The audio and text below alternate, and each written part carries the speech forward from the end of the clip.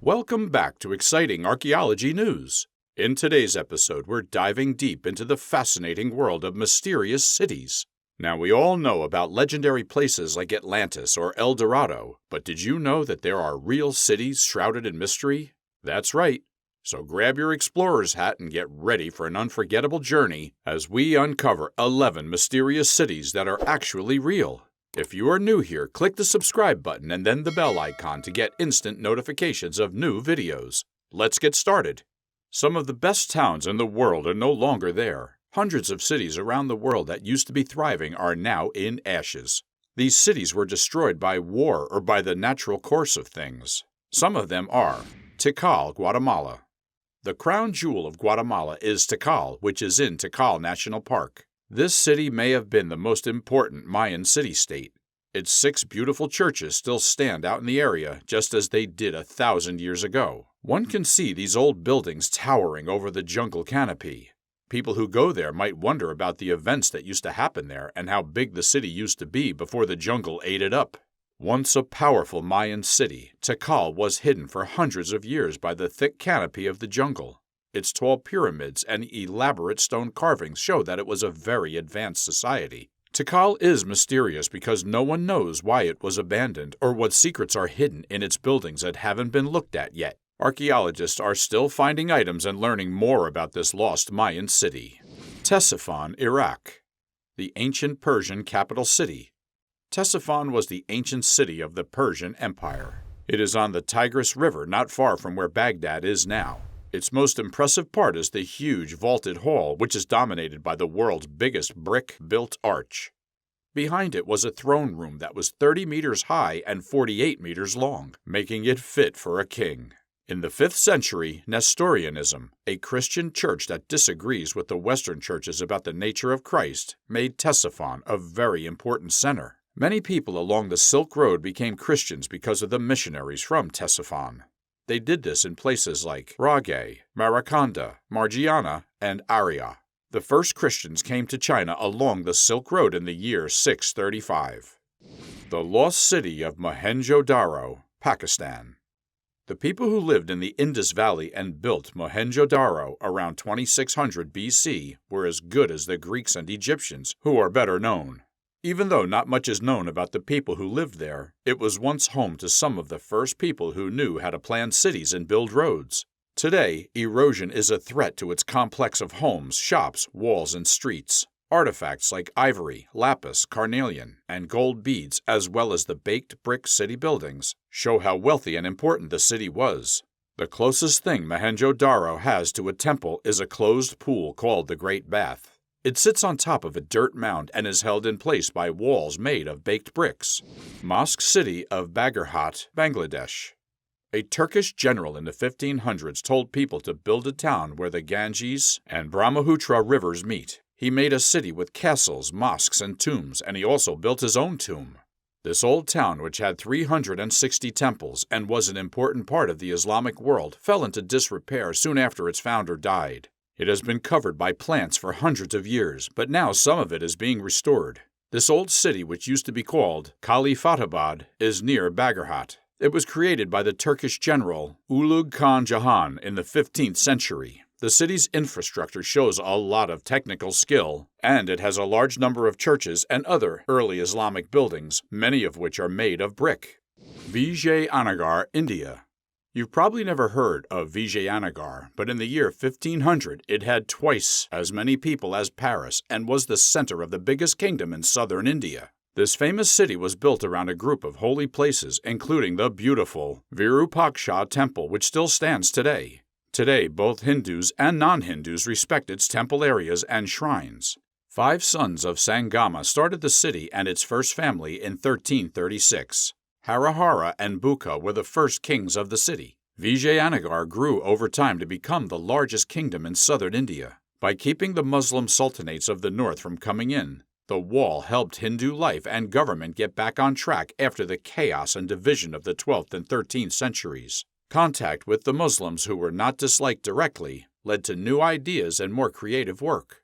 Sanskrit was pushed as a way to bring people together, and regional literatures did well. Behind its borders, the country had peace and wealth that it had never seen before.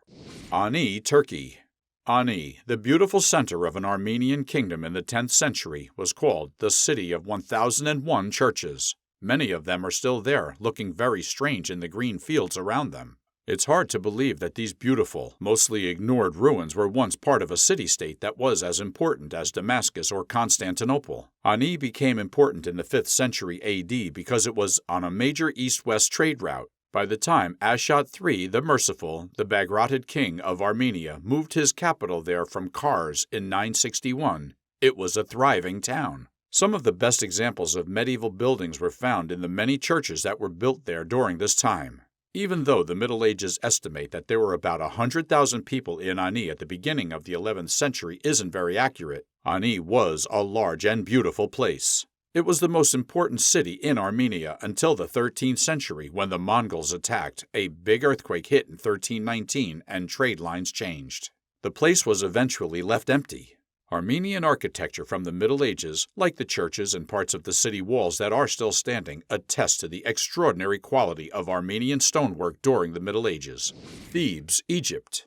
From about 2040 BC to 1070 BC, Thebes was the capital of Egypt and the place where the supreme sun god Ammon was worshipped.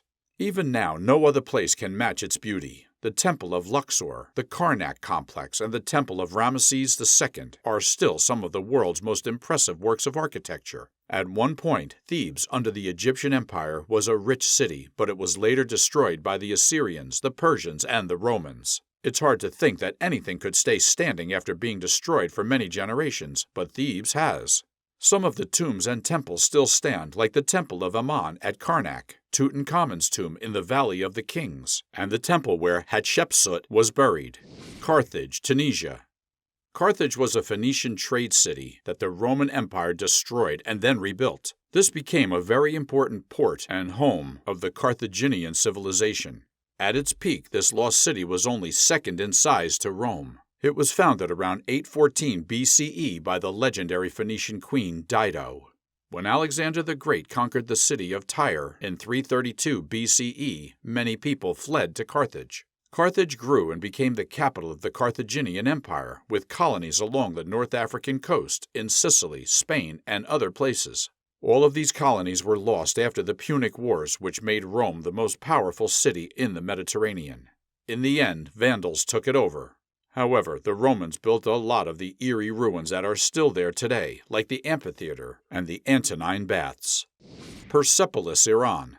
Persepolis is a beautiful city that was founded by Darius I in 518 BC and took over 100 years to build. This former capital of the Achaemenid Empire is 60 kilometers northeast of the city of Shiraz in Fars province, Iran.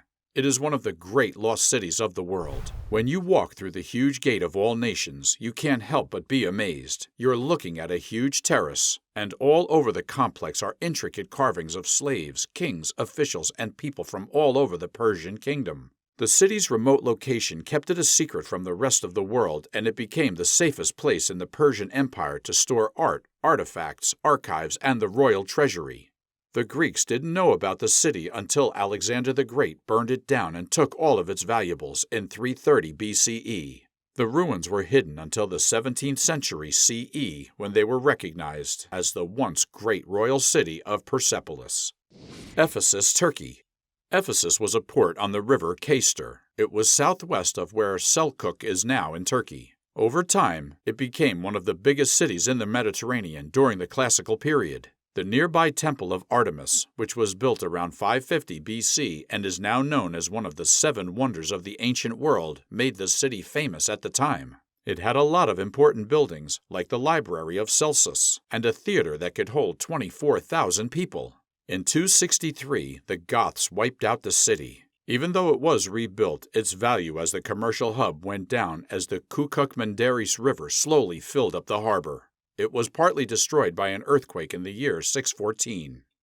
Palenque, Mexico.